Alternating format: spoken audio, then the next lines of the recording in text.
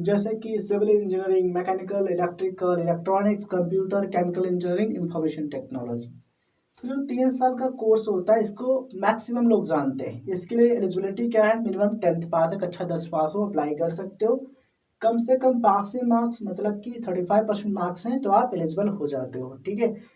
जी का उत्तर प्रदेश में जो एंट्रेंस एग्जाम होता है उसके लिए मिनिमम क्राइटेरिया है कि 35% मार्क्स कम से कम कक्षा 10 में है तो वो स्टूडेंट फॉर्म भर सकता है। वैसे आपके ज़्यादा है तो कोई दिक्कत नहीं, आप अच्छे तरीके से एंट्रेंस एग्जाम की तैयारी करके उसमें जो मार्क्स आएंगे उसकी बेस पर आपका सिलेक्शन होगा।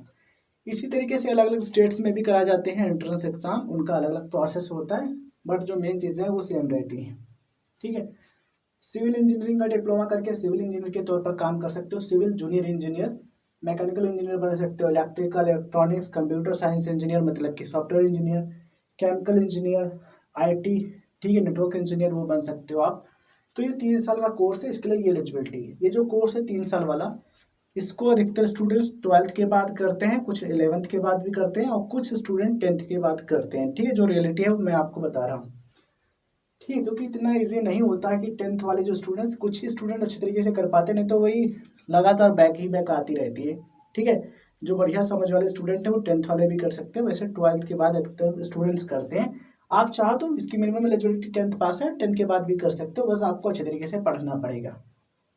चलिए बात करते हैं इसके एग्जाम पैटर्न की। तो ये जो 3 साल का डिप्लोमा कोर्स है इसके लिए आपको एंट्रेंस एग्जाम देना होगा। उस एंट्रेंस एग्जाम में 100 क्वेश्चन पूछे जाएंगे। ठीक है, 100 MCQs होंगे, मतलब कि बहुविकल्पी प्रकार के प्रश्न होंगे और 150 मिनट का टाइम दिया जाएगा। 4 नंबर का एक प्रश्न होगा, मतलब कि एक क्वेश्चन सही करोगे तो 4 नंबर मिलेंगे और इसमें कोई भी नेगेटिव मार्किंग अब नहीं होती है, पहले होती थी।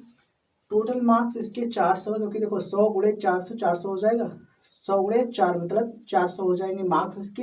हिंदी और इंग्लिश दोनों भाषाओं में प्रश्न पत्र होता है, तो आप अपने हिसाब से पेपर दे सकते हो लैंग्वेज को समझ करके। ठीक है। तो 50% क्वेश्चन मैथ से होते हैं और 50% फिजिक्स और केमिस्ट्री से पूछे जाते हैं, इस चीज़ का ध्यान रखना। सवाल ये भी आता है कि जीकअप की तैयारी कैसे करें, कौन कौन से सब्जेक्ट हमें अच्छे तरीके से पढ़ने चाहिए, क्या सिलेबस रहता है। तो ग्रुप ए का, जिसमें ये जो courses mechanical engineering, electrical, civil ये सभी आते हैं, उसके लिए आपको 10th का जो सिलेबस है फिजिक्स केमिस्ट्री मैथ का ये अच्छे तरीके से पढ़ना होगा। इसके अलावा 11वीं के जो कुछ कॉन्सेप्ट हैं, ठीक है, कुछ जो टॉपिक्स हैं वो भी आपको पढ़ने होंगे मैथमेटिक्स के। ठीक है, मैथमेटिक्स फिजिक्स केमिस्ट्री के। तो पहले 10th आप अच्छे तरीके से कंप्लीट कर लो, जो सिलेबस है 10th का, ठीक है, एनसीईआरटी का। और टाइम मिले तो 11वीं के भी आप अच्छे से कंप्लीट कर लो, जिससे क्या रहेगा, जो इससे रिलेटेड क्वेश्चन आएंगे वो भी आप अच्छे तरीके से सॉल्व कर पाओगे।